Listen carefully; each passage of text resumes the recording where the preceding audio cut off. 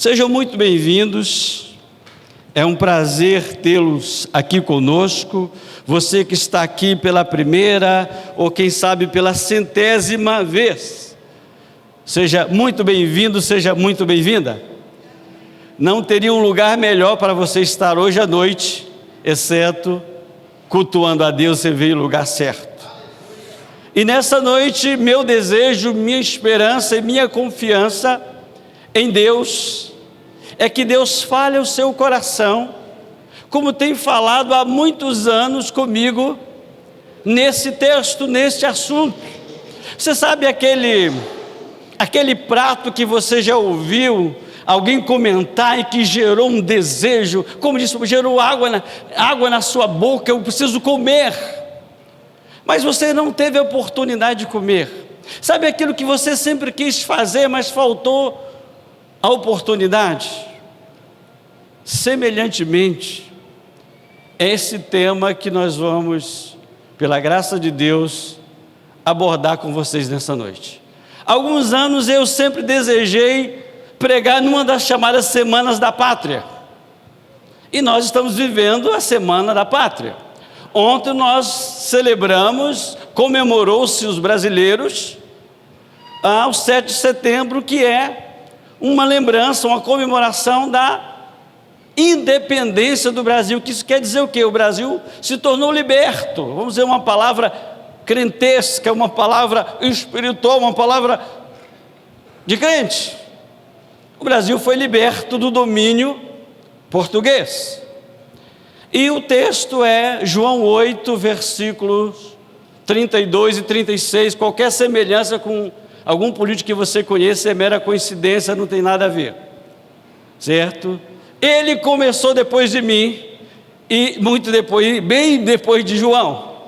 Então João 8, 32 e 36 diz o seguinte: e conhecereis a verdade vos libertará. Se pois o Filho vos libertar, verdadeiramente sereis livres.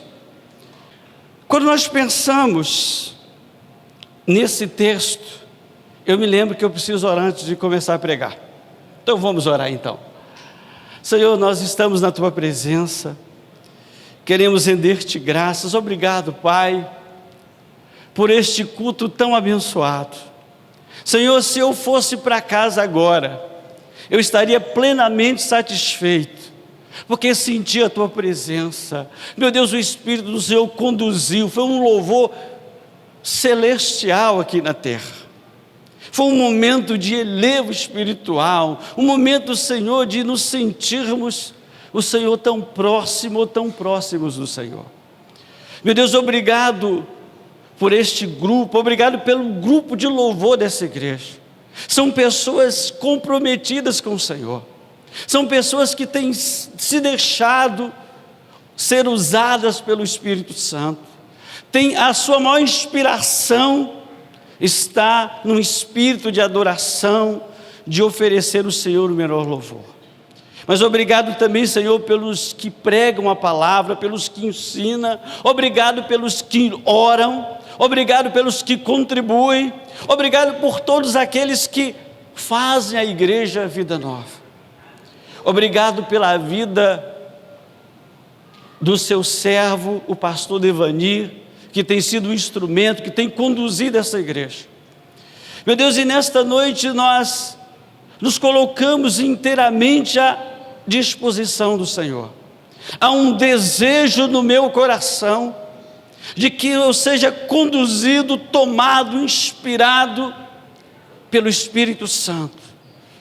Meu Deus, que não seja da vontade do intelecto, da boca, da vontade do coração de Haroldo do homem, mas que seja do Teu Espírito usando o homem Haroldo. Fale conosco através desse texto, fala conosco através desse tema. Senhor, nos dê o entendimento, nos dê a inspiração necessária, meu Deus, e fala com o Teu povo, nos alimenta com este pão espiritual, sem o qual nós não podemos ficar. Nós oramos agradecidos no nome de Jesus, e para a glória do nome de Jesus, amém. Então, queridos, nós vamos abordar um assunto que conhecido, de certa forma, é muito conhecido, que é Jesus o Libertador. Evidentemente, quando a gente fala sobre libertação ou libertador, a nossa mente, o nosso HD espiritual, a nossa mente, ela é condicionada, ela é levada a trazer ao registro automático da memória, chamado RAM, registro automático da memória, e lembrar algumas cenas muito peculiares que acontece principalmente no Brasil, depois do advento neopentecostal. E antes que pense qualquer coisa, a minha abordagem aqui não é crítica, é apenas analítica e citação. Tudo que eu falar aqui vai ter um contexto de citação e é um fato. Então, depois do advento das igrejas neopentecostal no Brasil, a ideia que se tem, o que se mais pensa sobre libertação, é aquela cena de exorcismo de pessoas possessas e de um homem ou de uma mulher, de um grupo, repreendendo: sai em nome de Jesus, qual é teu nome, sai daqui, não sei o quê. Isso é libertação? É, mas libertação não é só isso. Se fosse somente isso, seria bem mais fácil do que tirar doce da boca de criança. Olha que não é fácil tirar doce da boca de criança. É mais fácil tirar da boca do idoso como eu, por exemplo. Idoso não, jovem. Talvez um idoso como o pastor Cristiano, aí tudo bem, aí já fica melhor, né? A brincadeira é que estamos juntos, hein? Você me dá um cascudo depois, mas agora não. Então, queridos, mas quando nós falamos quando nós pensamos sobre libertação, e quando nós voltamos para esse texto, e quando nós fazemos um recorte da história do Brasil, e eu estou dizendo aqui um recorte, fazer algumas citações, porque não pretendo abordar sobre história no Brasil natural, mesmo porque tem pessoas aqui que estariam muito mais qualificadas para tratar desse assunto do que eu. Mas como tem a ver com este assunto e com esse texto, então, quando nós pensamos, quando nós começamos a fomentar a ideia, a lembrar disso, a trazer isso à memória, a analisar esse assunto, é inevitável nós não lembrarmos do Brasil colonial. Por quê? Porque no Brasil colonial surgiu os movimentos insurgentes, os moções de levante contra o domínio do Império Português.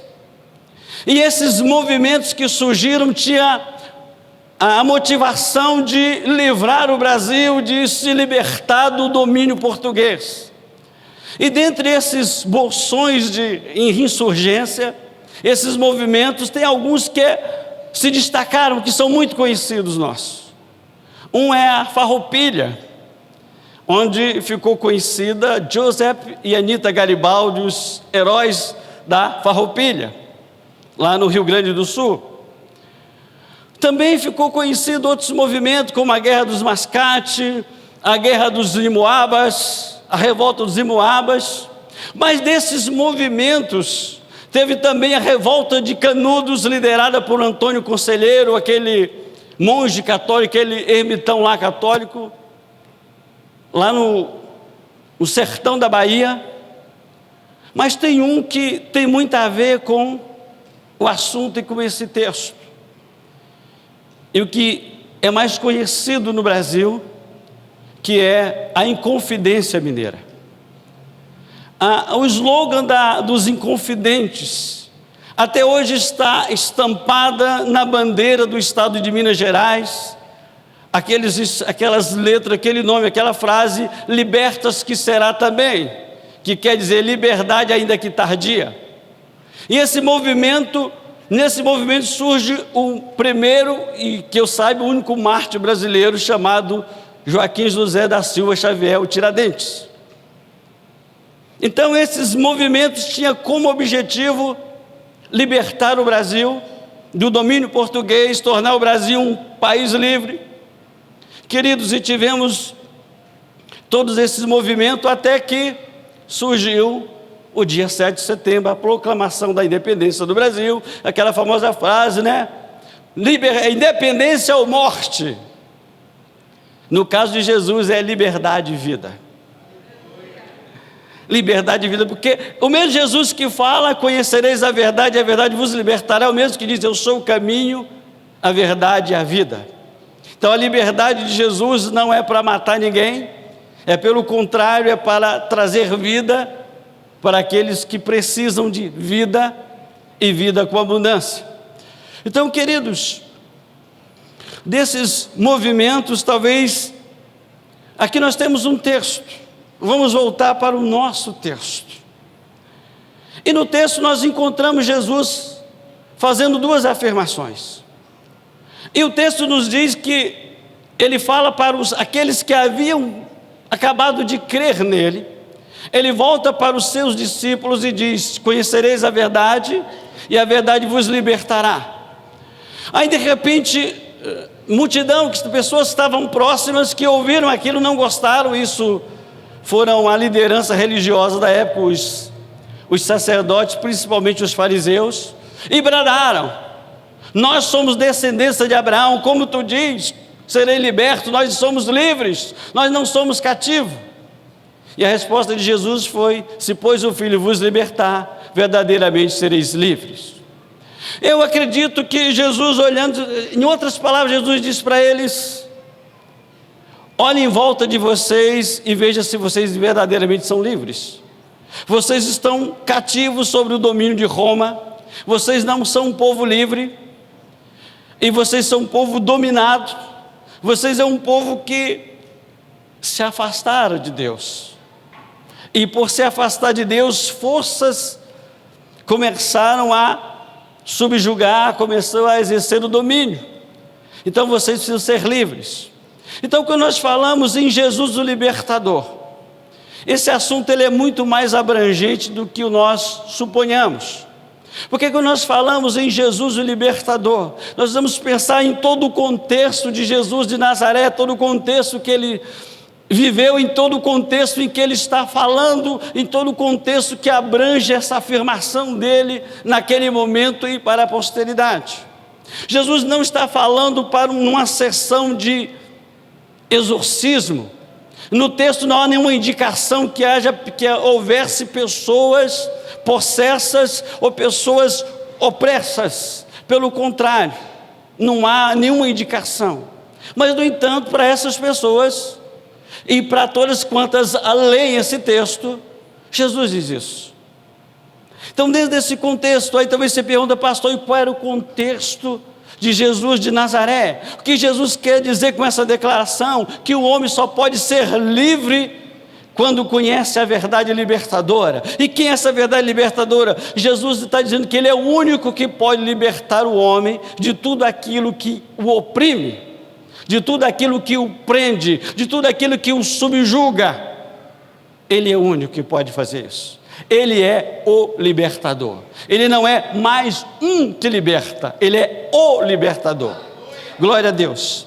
Então, queridos, quando nós pensamos, Jesus está falando num sentido de que Jesus é o libertador. Jesus liberta o homem do jugo religioso, como um processo que começa no mundo e culmina na escatologia final.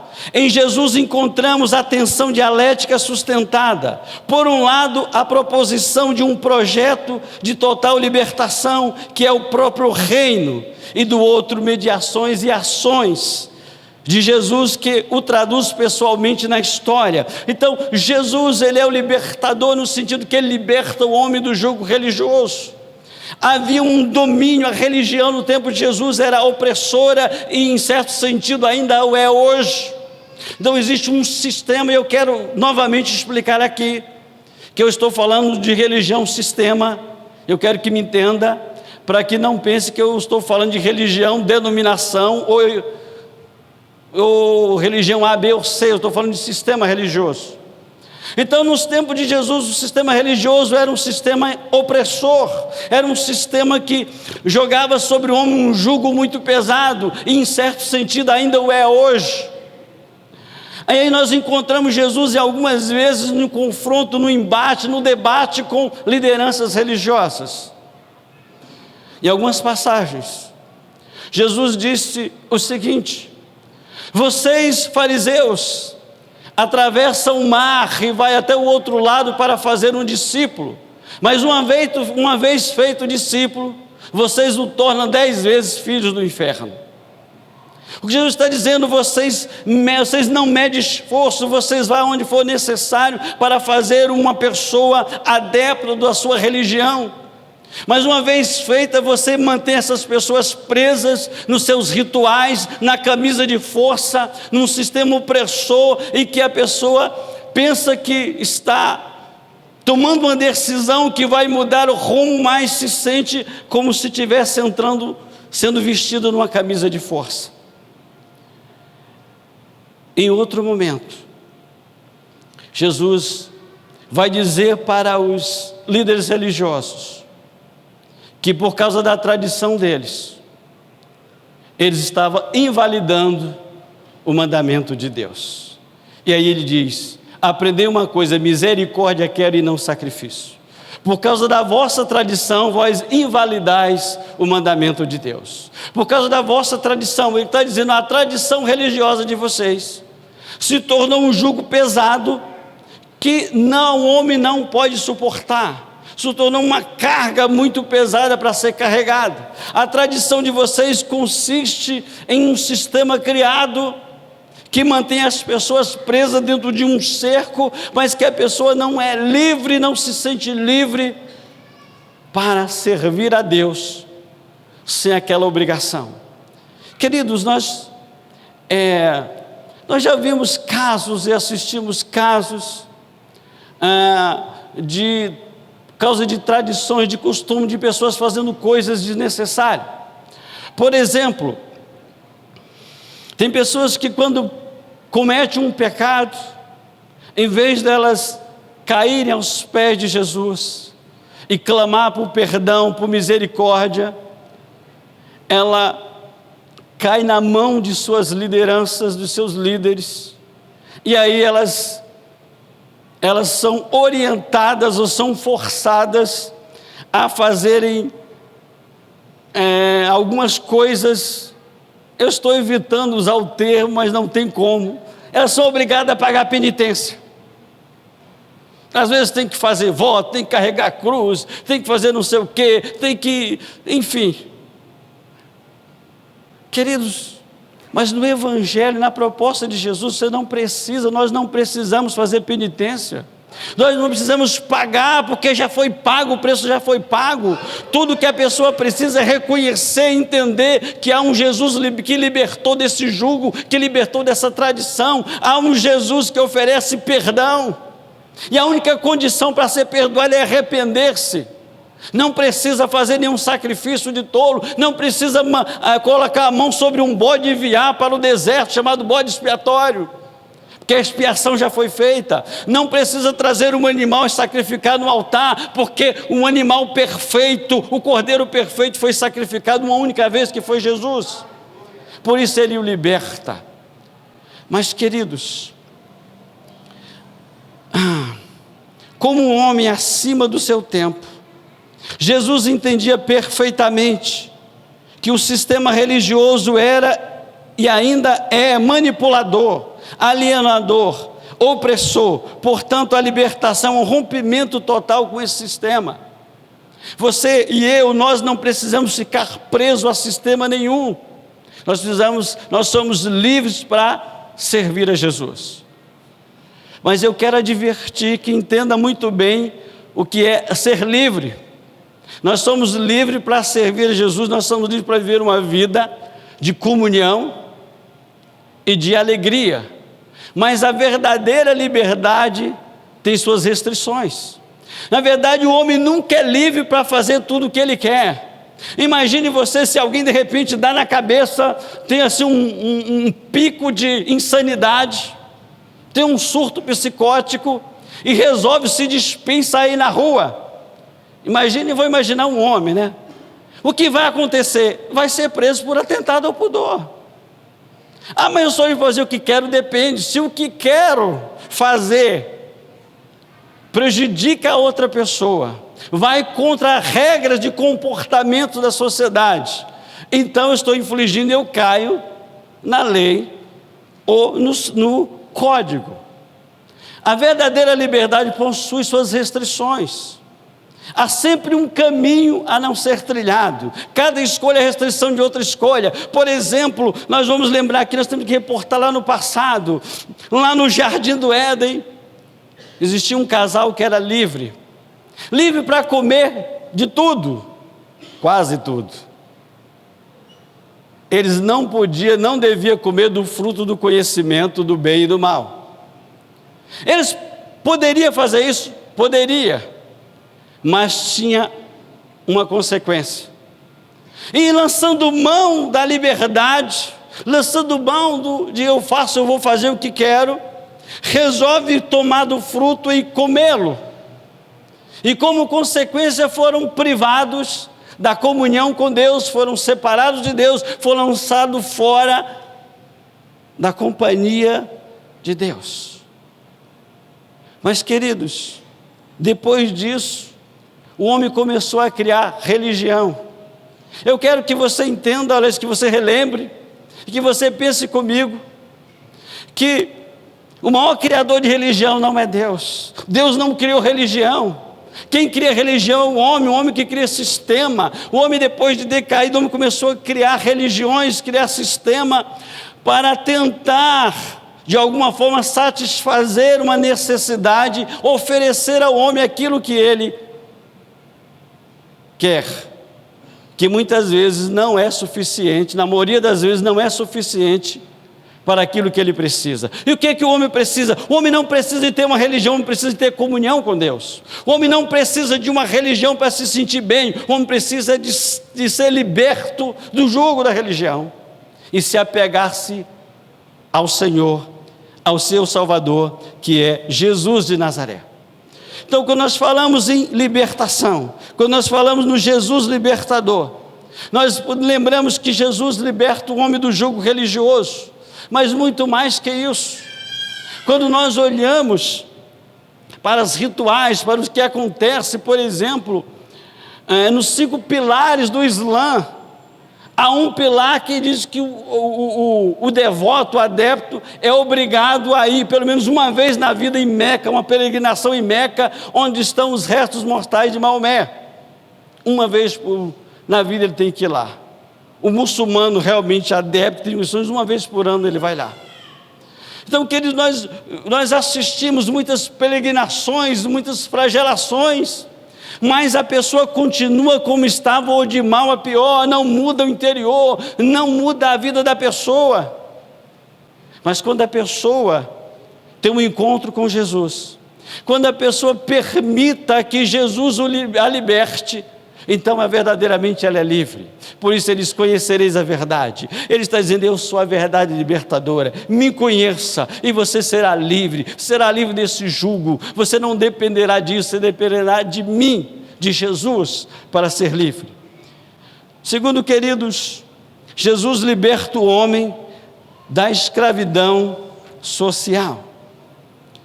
Sem dúvida, sem a menor dúvida, que a miséria é uma das formas de escravidão mais perversa que desafia o ser humano a olhar além de si mesmo.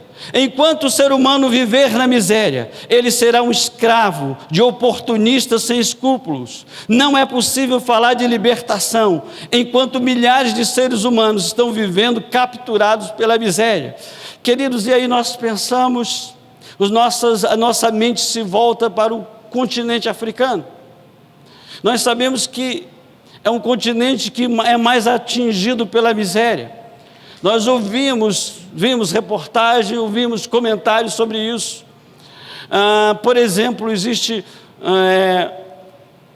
um país na África, Guiné-Bissau, por exemplo. Vou citar Guiné-Bissau, que tem 2 missionárias, amigas minhas, que trabalham lá. Então ela nos diz que em algumas aldeias, em alguns lugares remotos, em alguns lá de Guiné-Bissau, pessoas, inclusive crianças, faz apenas uma refeição por dia. E é uma refeição assim, sabe, é um churrasco. Não é. Come apenas arroz.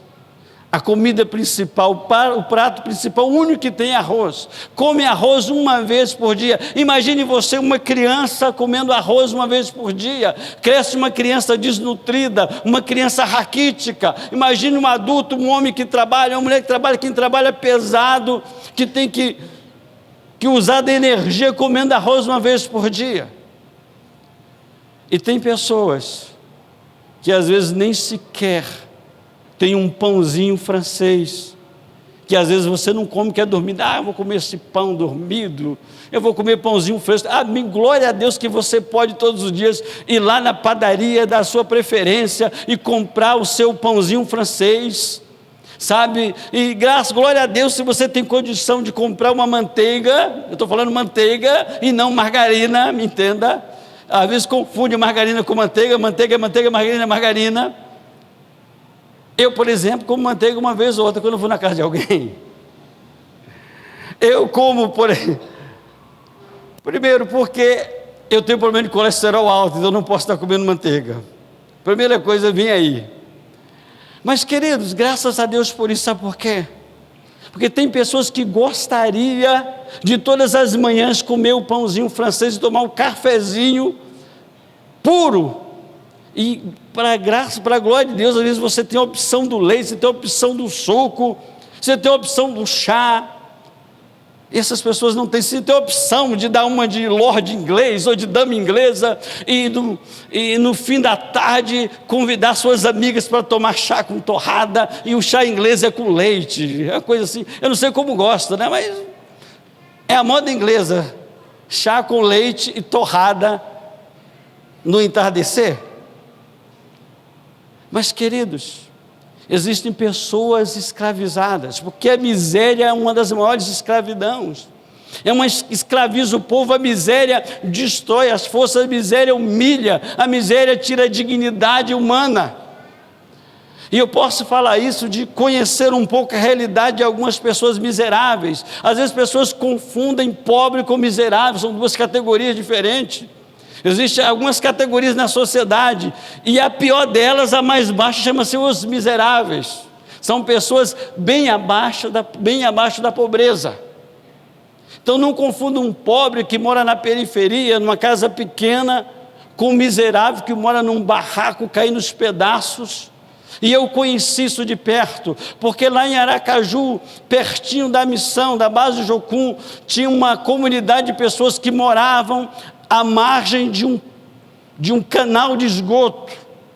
E esse canal de esgoto, ele enchia de mato, ele entupia, e quando chovia, transbordava e invadia os barracos que eram construídos com paredes maravilhosamente colocadas de papelão, com um telhado maravilhosamente de papelão, de plástico, enfim. Quando as águas subiam, quando transbordavam aquele córrego, aquele canal, invadia os barracos, as pessoas tinham que sair dos barracos e não sabia para onde ia. Era uma situação estarrecedora, que entristecia, que me mostrava a realidade de algumas pessoas, uma realidade perversa. Mas então o governo do estado de Sergipe resolveu tirar o povo desse estado, pelo menos dessa condição de moradia, e construir um conjunto de casas populares, que é o preço simbólico de R$1. Imagine você, quem mora num barraquinho de papelão, cômodo único, e uma coisa de divisões dentro do cômodo único, um verdadeiro biombo, sei lá, não sei que nome dá. De repente ganha uma casinha pequena, é verdade, mas tinha uma sala, tinha uma cozinha, tinha um banheiro, tinha um quartinho, apertadinho, mas tinha. Mas, queridos, para minha surpresa, alguns meses depois que essas pessoas foram tiradas desse lugar, colocadas nessas casinhas, alguns anos, talvez 1 ano e poucos meses, algumas das famílias voltaram para a sua realidade de antes. E eu fiquei curioso e perplexo. Eu digo, mas por que vocês voltaram? Nós vendemos. Chegou alguém, ofereceu o dinheiro, nós vendemos. Eu digo, vocês voltaram para cá? Vocês voltaram para uma condição miserável? Sabe o que acontece, querido? Tem pessoas que a miséria está no coração dela. Ainda que a tira da miséria, não, tem que tirar a miséria do coração da pessoa. Ela aceita aquela condição como uma condição que ela está condenada àquilo e que ela vai viver assim, ela se acostuma com aquilo. A pior coisa é quando a pessoa se acostuma com uma situação que ela não devia estar e para ela é como se fosse, ela estivesse condicionada àquilo. E eu fiquei surpreso. E outra, ilegalmente, porque aquelas casas não poderiam ser vendidas. Vendeu assim na base da ilegalidade, sem passar, não podia passar recibo e escritura. Mas para poder pegar um dinheirinho a mais, certo? Para talvez fazer alguma coisa a mais, fizeram isso. Então, queridos, a miséria, ela exerce uma função, ela destrói a pessoa. A miséria tira a dignidade.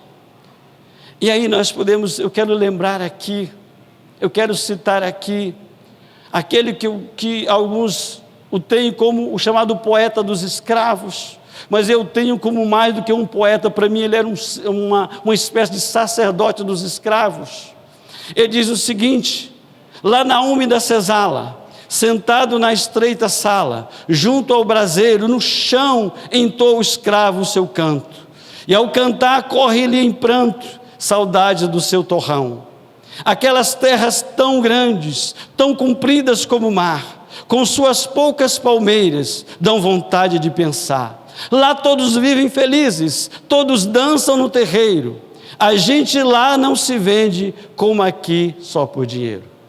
Antônio Frederico de Castro Alves.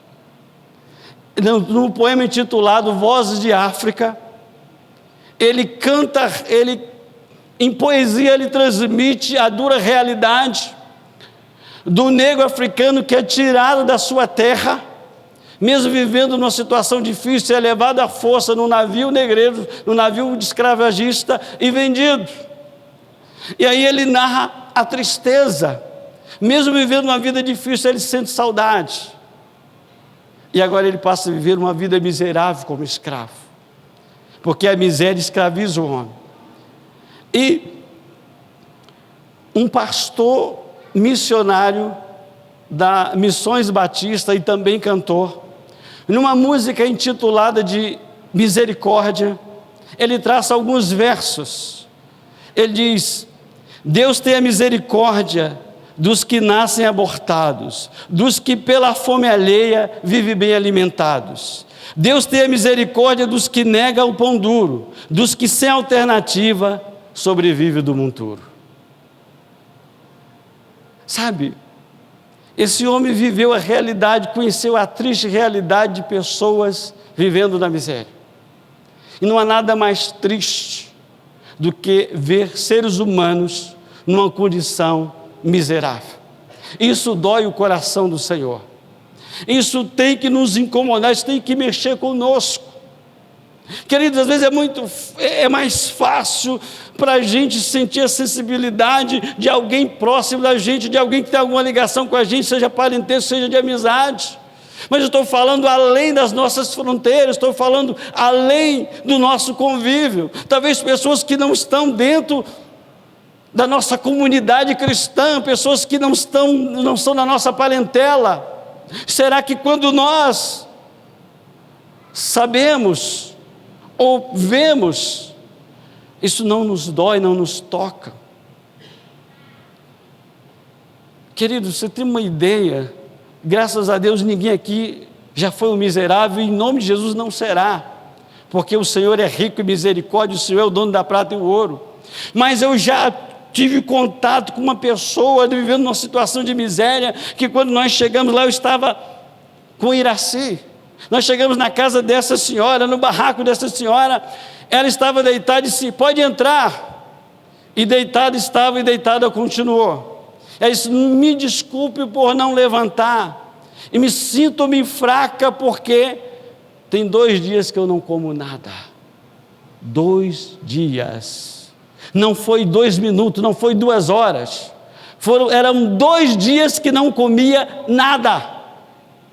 Queridos, eu pensei, olhei para ele assim e disse assim: agora nós vamos fazer o quê? Nós vamos falar de quê? Para essa mulher precisa do Jesus que assiste os fracos, essa precisa do Jesus misericordioso.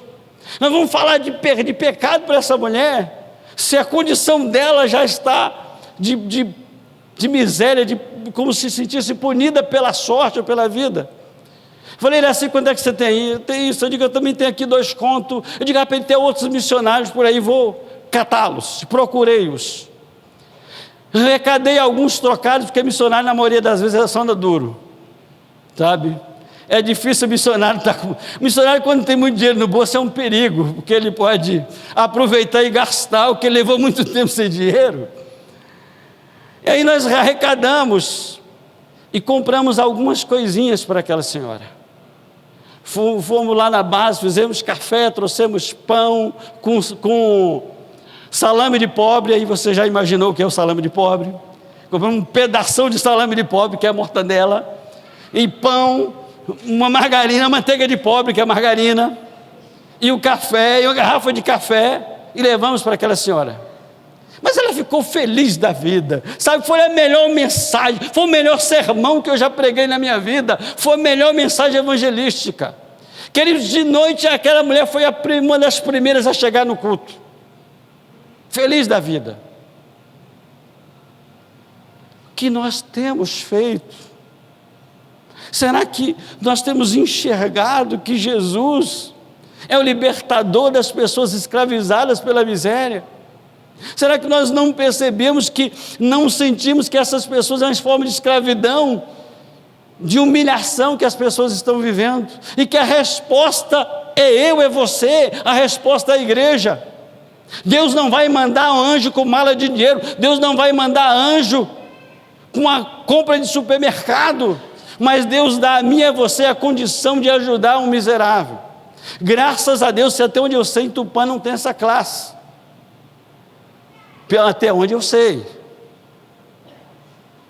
mas existem lugares que é muito comum os miseráveis. Então, queridos, Jesus é o libertador. Jesus liberta não somente do jugo religioso, da escravidão social, que é a miséria, mas Jesus liberta o homem do jugo político. Jugo político, sim. A colonização da América do Sul, da América Latina, especificamente eu quero me situar em 2 países que me chamam a atenção, onde eu tenho uma informação assim um pouco mais acurada: México e Peru.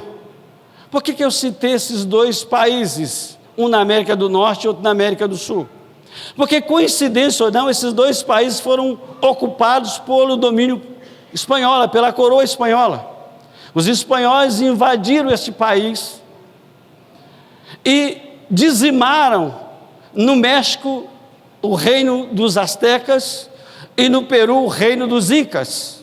Talvez você conheça mais os incas pela cidade de Machu Picchu. Você vê aquelas ruínas muito bonitas, e vê a imprensa falar a cidade encantada de Cusco. Às vezes o nordestino confunde Cusco com cuscuz, que está acostumado muito a comer cuscuz, mas é Cusco.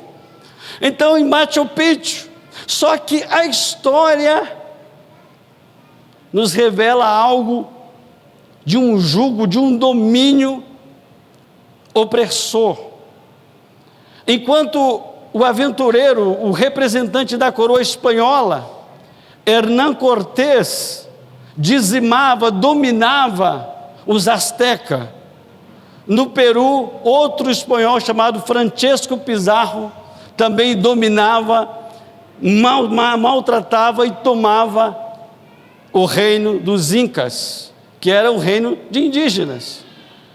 Os primeiros reis do Peru, o povo peruano é um povo, na sua maioria, composta por indígenas.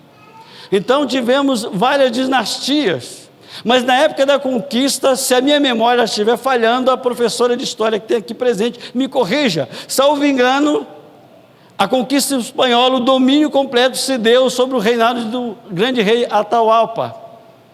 Então, diz os historiadores que, com pretexto de de uma conversa, de uma negociata, de oferecer alguma coisa, Francesco Pizarro atraiu o rei, fez ele sair da sua fortaleza, para ir até a praça, e armou uma emboscada e o matou.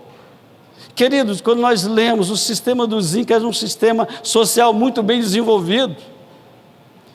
Então o que acontece? Essa colonização nos mostra quão perversa, quão o domínio foi, como as conquistas foram. E esse povos como estes, precisam encontrar Jesus que liberta do jugo que muitas vezes a política, os políticos impõem sobre povos, sobre nações, sobre pessoas. É uma forma de domínio perverso, é uma forma de coação na forma mais sutil e sagaz. Isto é, usando os mensageiros de Cristo e a cruz. Nos diz os historiadores que, junto com a expedição espanhola e também com a portuguesa, ia junto à chamada Companhia de Jesus, que eram os jesuítas, com a pretensa mensagem da cruz e a força, faziam convertidos, e na verdade pessoas para se dobrar o domínio, sobre o pretexto da religião, usando como isso. E uma das pessoas que denuncia esse uso indevido, essa coação e essa mistura de mensageiros da cruz, por incrível que pareça, é um teólogo católico chamado Leonardo Boff. Ele, num dos seus livros, ele critica, ele responsabiliza a Igreja Católica por cumplicidade no domínio e na escravização de povos na América do Sul. Se você quer conhecer mais sobre esse assunto, leia a Libertação, Teologia da Libertação do Cativeiro da Igreja, da autoria de Leonardo Boff. Ele vai discorrer bem melhor e bem detalhado sobre esses assuntos e outros.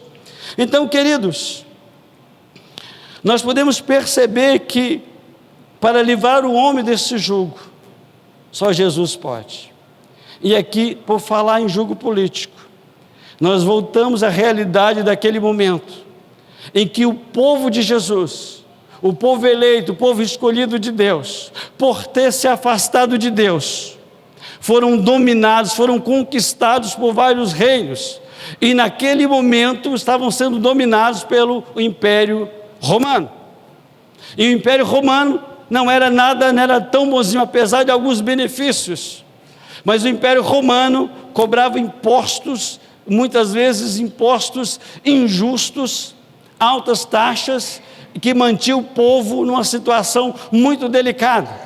E a esse povo que bradou com Jesus: nós somos livres, Jesus, e outros: vocês não são livres. Como vocês são livres se você está subjugado politicamente? Embora Jesus não atuasse especificamente em campo político, Jesus não era um libertador político, mas ele libertava o homem do jugo. Porque quando o homem é liberto, ele começa a pensar. Quando o ser humano é liberto, ele começa a clarear as ideias, ele começa a analisar os fatos, e ele começa a se posicionar. Ele não aceita pacificamente um domínio, e não aceita ser manipulado, ser coagido por o sistema político, ou por político que usa o sistema para isso. A utopia dos grupos dominadores busca uma sociedade igualitária, mas o fosso entre elites e massas constitui o maior obstáculo para o desenvolvimento, progresso e justiça social. Queridos, somente em Jesus o ser humano pode verdadeiramente bradar: eu sou livre, eu estou livre, eu não estou preso a jugo nenhum. Afinal de contas, o que a Bíblia nos diz? A Bíblia nos diz em Romanos 8:1, nenhuma condenação há para aqueles que estão, aonde? Para aqueles que estão na igreja IVN, é isso? Nenhuma condenação há para aqueles que estão ajoelhados diante da estátua de Buda, é isso que diz? É? Sim ou não? É ou não é? Ah, vocês estão acordados. Vocês estão comigo? Estão me entendendo, sim ou não? Porque se não estiver entendendo, eu vou recomeçar tudo de novo. Aí alguém vai dizer, Senhor, me livra, está amarrado, Jesus está amarrado. Portanto, agora, nenhuma condenação há para aqueles que estão em Cristo Jesus, porque a graça em Cristo Jesus te livrou da escravidão. Então nós somos livres em Cristo Jesus, não há nenhuma condenação, mas tem pessoas que ainda se sentem condenadas, tem pessoas que ainda se sentem presas, tem pessoas que não se sentem livres, tem pessoas que essa absorção ainda não aconteceu no seu HD, na sua mente, não se processou isso. Ela está livre de aspa, mas mentalmente ela está presa ainda, ela é uma escrava, ela é uma subjugada. Exemplo, tem pessoas que quando cometem um pecado, pronto, é o fim da picada para elas. Não quero com isso incentivar ninguém a pecar. Mas o apóstolo João nos diz, filhinho, eu vos escrevo para que não pequeis. Todavia, se pecar, tens um advogado junto ao Pai, Cristo Jesus, o justo. Se confessarmos os nossos pecados, Ele é um carrasco que vai lhe lançar no inferno. Ele é aquele que vai oprimir você, você está nas minhas mãos, azar é o seu, eu não mandei você pecar, agora você vai ver como é que eu trato, você está nas minhas mãos. Não, pelo contrário, Ele é fiel e justo para perdoar os nossos pecados e nos purificar de toda a injustiça. Ele não somente perdoa, Ele purifica, porque há poder no sangue, há poder na palavra. O sangue é poder de purificação, a palavra é poder de reconstrução, e o sacrifício é poder de libertação. Mas tem pessoas que mentalmente estão cativas, elas não conseguem sair do biombo religioso dela. Não, eu não posso sair, meu avô era isso, minha mãe era isso, e eu vou morrer nisso. Tem pessoas que não, eu vou morrer feio, eu vou morrer com essa doença, porque meu bisavô tinha essa doença, meu avô tinha essa doença, mas eu não vou ter, está amarrado em nome de Jesus, eu repreendo, eu rejeito isso. Senhor, quebra todo o ciclo, em nome de Jesus. Não, mas eu nasci assim, eu vou ser assim, não tem jeito para mim. Não tem jeito se ela não tiver o encontro com Jesus o libertador. Não há casos impossíveis para o Senhor. Não há pecado que Jesus não possa perdoar. Só aquele que a pessoa não confessa. Só aquele que a pessoa não se arrepende. Queridos, e por último, Jesus liberta o homem da escravidão espiritual. E aí nós podemos pensar naquilo que eu falei no início, que quando nós falamos em libertação, nós pensamos, nossa mente se volta para um ambiente de exorcismo. Queridos, mas a libertação espiritual, ela é muito mais abrangente do que simplesmente libertar uma pessoa que está possessa. Isso é a parte do processo de libertação. Mas, queridos, pessoas não estão só no domínio, pessoas não estão só escravo espiritual nisso, porque se tem uma coisa que o demônio sabe muito bem é manipular, se tem uma coisa que o demônio sabe é neutralizar o raciocínio, o entendimento das pessoas, se tem uma coisa que ele é expert em manter a pessoa na ignorância. Pessoas continuam oprimidas, pessoas continuam à margem da salvação, pessoas ainda não tomaram posse da salvação, porque elas estão presas, elas estão apegadas, elas são mantidas cativas da ignorância, elas não têm informação, elas não conseguem conceber. Queridos, uma vez eu cheguei para uma senhora e falei sobre vida eterna. Falei que a pessoa seria salva, e disse, não acredito. Eu digo, sim, a Bíblia diz isso. Peguei lá João 10, Jesus disse que aqueles que crêem nele, ele daria a vida eterna. Eu acabei de ler o texto para ela, e disse, mas eu não acredito, a senhora não acredita na palavra? Então eu desisto. Porque se a palavra Jesus está falando, a senhora ouviu e disse que mesmo assim não acredita, o que é isso, gente? há um espírito que mantém as pessoas na ignorância. Elas escutam, mas não ouvem. Elas escutam, mas não entendem. Às vezes você chega, conversa com a pessoa meia hora, 1 hora, 20 minutos, sei lá quanto tempo, e quando você sai, a pessoa volta àquilo que está processado na mente dela. Ela ouve tudo, parece que entende, mas não processa nada, porque elas estão mantidas na ignorância. E o diabo criou isso, o espírito imundo criou isso para manter as pessoas quanto mais desinformadas, quanto mais ignorar alguns fatos sobre a salvação, sobre o amor de Deus, sobre a libertação em Jesus, melhor é para o inferno. E quando pensamos em libertação espiritual, nós não podemos esquecer que antes da possessão existe a opressão. E a opressão, irmãos, até crentes como eu e você está sujeito a ela. Porque a opressão é algo de fora para dentro, é algo de fora que oprime. Às vezes a possessão ela vem como uma forma para neutralizar, para impedir que a gente raciocina, que a gente para mudar o foco da gente, para a gente gastar energia numa situação e não em outra. Às vezes as pessoas são opressas, tem pessoas que são opressas dormindo, tem pessoas que são opressas, presas a alguma lembrança do passado, e tem pessoas que são opressas, às vezes do nada. Olha, eu já missionário, fui oprimido algumas vezes, até que o Senhor me deu o discernimento espiritual para me livrar disso.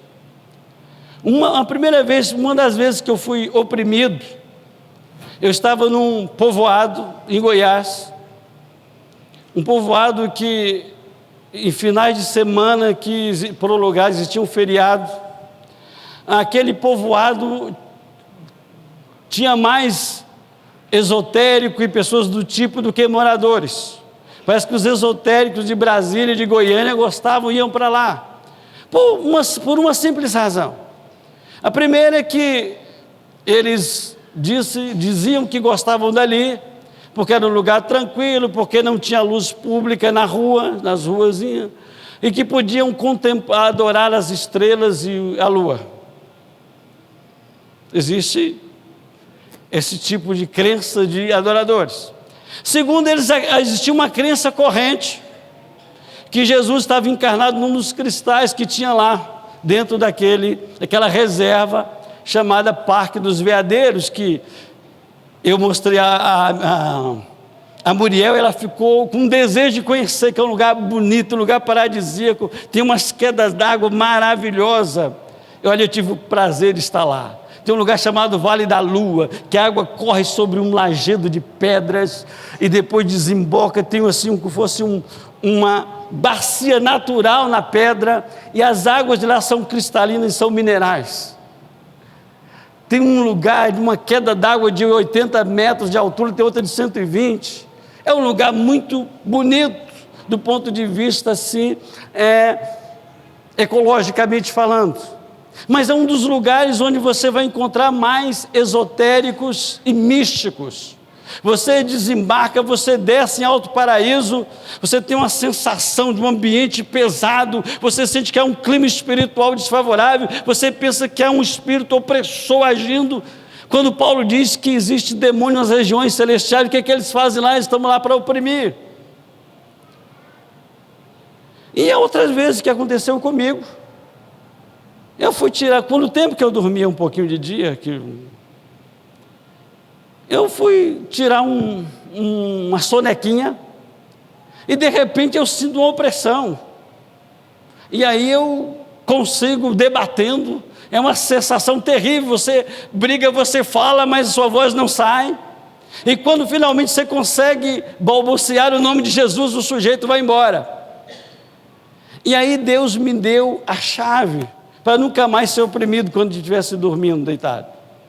Todas as vezes que eu vou dormir, digo: Senhor, guarde a minha mente, proteja a minha mente enquanto eu estiver dormindo. Sabe por quê, queridos? Que quando nós estamos dormindo, nós não temos consciência. Nós estamos à mercê e, de preferência, é melhor que esteja da guarda de Deus. Por que a Bíblia diz que anjos do Senhor acampam ao redor? Para que eles acampam ao redor? Para proteger. E quando nós falamos em libertação espiritual, nós pensamos justamente em possessão. E possessão não é um espetáculo, possessão também não é uma encenação. Possessão é realidade triste de pessoas que são incorporadas, que demônios têm acesso, que demônios apossam-se da mente e do corpo da pessoa. Para você ter, claro que você tem ideia, você assistiu palestras aqui com Oswaldo Lobo, que é expert em libertação, você já teve um seminário sobre libertação abrangente. Eu estou fazendo chover no molhado, mas faz parte do meu sermão. Queridos, então, há pessoas que estão possessas, e demônios que aproveitam-se de alguma janelinha, de algumas escorregões, pessoas que ainda não foram libertas, pessoas que dão um lugar, pessoas que não tomam a sua posição, a sua autoridade, e outras que ainda estão sob o domínio dela. Eu não sei se já teve a oportunidade de lidar com endemoniado, mas às vezes tem alguns endemoniados, que o demônio, é claro que é o demônio que fala pela pessoa. Naquele momento o demônio aposta da pessoa e fala por ela. Então o demônio às vezes ele fala: eu não vou sair. Ah, vai. Não vai por quê? A primeira coisa é: não discuta com o endemoniado. Usa a sua autoridade. Mas pastor, eu não tenho dom. Querido, expulsar demônio não é dom, é autoridade. Não existe dom para expulsar demônio, existe autoridade. E todo crente, e não pense que essa autoridade é dada somente aos pastores, que não é somente. Aliás, até alguns anos atrás, eu não sei se o é agora, se você tivesse numa das chamadas igrejas históricas, eu não vou falar os nomes, por uma questão de ética, se você tivesse uma das igrejas históricas, e de repente surgisse um endemoniado, todo mundo corria, inclusive o pastor da igreja. Corria porque não sabia o que fazer. E aí o que vamos fazer? Vamos chamar os caças-demônios da Universal, da Internacional da Graça, do Poder de Deus, vamos chamar os caça-demônios. E aí é aquele resultado: se fosse, aí eles teriam que transvestir de caçadores de demônios, como o Superman. Já viu? O Superman, enquanto ele está de civil, ele não tem poder nenhum. Quando ele precisa entrar em ação, ele transfigura e veste aquela capa e sai. Você já viu como é? Então aí chama esse pessoal que eles transvestem de caçadores de demônios. Nada disso. Você tem autoridade dada por Jesus, a autoridade é dada para a igreja, a autoridade é dada para o crente. Você pode chegar, você não precisa ligar para o pastor Devani, você não precisa ligar para o pastor Cristiano, você não precisa ligar para a pastora Patrícia, nem muito menos para mim. Você tem que usar a autoridade que Jesus lhe deu. Em nome de Jesus, saia, capeta. Eu fui chamado por uma situação de emergência em um certo lugar, e aparentemente a pessoa, estava tudo normal, conversando com a pessoa, parecia tudo normal. Queridos, quando eu coloquei a mão e falei em nome de Jesus, o sujeito dá as caras. O que você veio fazer aqui? Eu vim justamente para você sair. Foi o que eu disse para ele: eu vim para que você saia, que você não tem nenhum direito desse corpo, você vai sair hoje, agora. Ah, não, você, eu digo, vai, em nome de Jesus, saia. É isso, querido, isso não é dom, isso não é a posição, não precisa ser pastor, precisa ser missionário, precisa ser bispo, precisa ser arcebispo, precisa ser papa, nada disso. Você só precisa ser crente e tomar posse da autoridade, e usar a autoridade que você tem no nome de Jesus. Basta isso. E você chega e você repreende o demônio. Queridos, a primeira vez que eu me dei com a endemoniada foi num momento, no lugar mais inusitado. Mas graças a Deus que eu não me apavorei. E foi aqui em Tupã. Numa das minhas férias aqui em Tupã, eu fui convidado para pregar num culto de jovem na primeira. E como sempre eu vim andando lá da casa do meu sogro, que é lá onde o vento faz a curva, é lá no bairro Guanabara, gente. Eu vinha andando até o centro aqui. Eu vinha cortando, quando a gente corta a volta, dá a impressão que o caminho fica mais curto. É só um engano, mas a gente tem essa sensação, sabe? Que a gente não vê a distância, vou cortar por aqui e vai. Queridos, quando eu terminei de pregar, quando terminou, era aproximadamente umas 10 horas da noite. Aí eu vou andando, que eu não quis incomodar nenhum jovem para pedir que me desse uma carona, que me levasse lá. E tinha gente que tinha medo de ir lá, porque o bar era mal afamado. Aí eu, como não tinha medo dessas coisas, morei em bar chamado Boca Quente em Salvador, não ia ter medo aqui. Aí eu vou caminhando, vou por aqui, foi como aquele canto Bíblio 7, perambulando, vou pelos montes, só que eu ia pelas vielas, pelas quebradas, vielas ruas, que aqui não tem vielas. De repente eu ouço um choro. E quando eu olho assim, a uma certa distância, era uma jovem, uma moça. Mas ela estava num lado meio escuro da rua. Eu cheguei e falei, boa noite, moça. Por favor, venha para o lado de cá. A gente tem que usar a inteligência. Um homem com a mulher 10 horas da noite numa parte escura é suspeita. A gente tem que usar a inteligência. Eu digo, venha para o lado de cá, para a luz. Eu digo, por que você está chorando? Ah, porque meu namorado me bateu e eu vou lá, vamos lá. Eu digo, você quer que eu assista você apanhar a segunda vez, é isso? Você quer que eu vá lá para que eu assista ele lhe bater a segunda vez? Porque eu não vou fazer nada, não vou apanhar com você. O que você pode fazer é perdoar. Tá bom, vamos ligar para a mãe. Liga embora. A gente vai no orelhão. Esse tempo ainda tinha orelhão na cidade. Aliás, tinha muitos orelhões, que o celular ainda não era tão popular, tão comum como agora. Queridos, quando ela vai ligar, e de vez em quando ela fazia umas coisas assim. Quando ela chega no telefone público, o Espírito Santo diz assim, espírito de morte, repreende. Quando eu repreendi, o sujeito... Eu digo, saída de emergência é por onde? Não tinha. Não tinha saída de emergência. Mas, queridos, eu falei, em nome de Jesus, deixa essa moça, saia dela. Aí ele disse, nós somos muito. Eu digo, não importa, eu estou com Jesus, ele é mais poderoso que vocês. Nós viemos para matar. Eu digo, não vai mais. Nós vamos levar ela hoje, que ela pertence a nós. Eu digo, deixou de pertencer a partir de agora. Porque no nome de Jesus, eu ordeno, saia dela, deixa essa moça. Que foi uma cena horripilante. A moça tentando estrangular a si mesma. Aliás, não era ela, era o demônio nela. O Espírito Santo repreende, que é espírito de morte. Foi a primeira vez que experiência, 10 horas da noite, sozinho.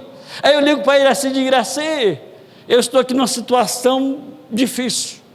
Mande o seu cunhado vir aqui me pegar, que eu estou com uma moça endemoniada, e eu estou preocupado que alguém possa entender errado, e eu ser até preso. Mas graças a Deus levamos ela para a casa dela, conhecemos a mãe dela, e a mãe dela era testemunha de Jeová. Olha a encrenca. Olha a encrenca. Eu digo, olha só, não importa se a senhora seja isso ou aquilo. O fato é que a sua filha estava endemoniada. Eu não acredito. Não. Quando a gente está conversando, houve um baque lá no quarto, a gente corre. O demônio voltou para ela crer. Repreendemos o demônio e ele foi embora. Eu digo, olha, a senhora está vindo.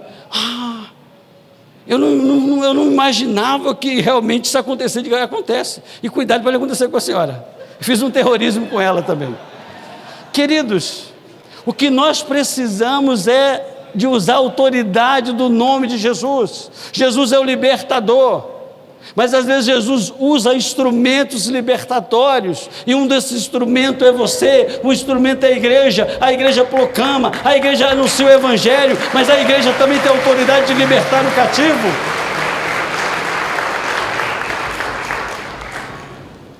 Queridos, liberdade de escolha, liberdade de expressão, direito de ir e vir, liberdade religiosa, mas em certo sentido, isso não passa de um sonho distante, visto que o cidadão continua cercado, oprimido, coagido por poderes humanos e sobre-humanos. Mas Jesus liberta o homem. Jesus libertou você. Jesus libertou a mim. Paulo diz que quando ele subiu, ele levou o cativeiro, e deu homens dons, deu homens autoridades. Paulo diz que Ele nos transportou, Ele nos tirou do império das trevas e nos transportou para o reino da luz do Filho do seu amor. Nós hoje estamos na luz, nós não recebemos um espírito de luz, como pensa os esotéricos, é um espírito que ele é iluminado, ele é de luz, mas não nesse sentido. Aliás, eu não sei se você teve o prazer de conhecer um esotérico, é uma figura bem assim, exótica, é uma figura singular. Você chega numa casa de um esotérico, você vai ver uma mesinha com alguns cheio de cristais coloridos, cristais transparentes, e aí qual é a ideia do esotérico? É que quando você entra ali, então você é desenergizado, ou seja, a energia negativa que é em você, ela é descarregada, e aí a energia positiva dos cristais incorpora em você, mas em você e eu, a força energética do Espírito Santo, em você e eu a luz do Espírito, não há um espírito de luz dentro de outros espíritos, mas é o Espírito Santo que ilumina todo homem. Queridos, que Deus os abençoe. Eu quero convidar vocês para que, como igreja, nós possamos orar para que pessoas que talvez venham na sua memória, pessoas que você conhece, que estão escravas de alguma forma, elas estão escravas talvez da ignorância, às vezes ela é escrava da religiosidade, ou às vezes ela é escrava do vício. Então eu quero convidar você a colocar em pé, e nós vamos estar orando. Senhor nosso Deus, a palavra do Senhor nos fala sobre o poder do nome, do sangue de Jesus. Também a palavra do Senhor é poderosa, meu Deus, e neste momento, como igreja do Senhor, nós nos apossamos da autoridade que temos no mundo espiritual, como igreja, da autoridade que temos em Jesus, e proclamamos, Senhor, libertação aos cativos. Meu Deus, e oramos por pessoas, oramos em favor de pessoas que podiam estar livres, que muitas vezes se acha livre, mas que é escrava, pessoas que é escravizada, meu Deus, pela tradição, é escravizada, meu Deus, pela coação, pelo poder da religiosidade, meu Deus, pelas influências, pessoas, meu Deus, que são escravizadas por algum vício, algum espírito imundo, meu Deus, induzindo, prendendo as pessoas nos vícios. Meu Deus, nós oramos por pessoas, meu Deus, que está presa no laço, meu Deus, nas amarras, nas correntes satânicas. Senhor, quebra as correntes, põe em liberdade os cativos. Senhor, nós proclamamos a libertação, nós declaramos que Tupã é uma cidade de pessoas libertas. Nós declaramos, Senhor, que nós, e no nome de Jesus, meu Deus, nós vamos libertar, nós vamos muitos cativos à liberdade em Jesus, porque nós conhecemos a verdade, nós conhecemos a verdade que liberta. Jesus é o libertador, por isso o Senhor liberta as pessoas do cativeiro mental, liberta as pessoas, meu Deus, do jugo, liberta as pessoas, Senhor, que apesar que não se sente livre, que não se sente perdoada, meu Deus, que não se perdoa, liberta dessas coisas, Senhor, em nome de Jesus, põe-as em liberdade, meu Deus, tira esse jugo, em nome de Jesus, e para a glória do nome de Jesus, amém.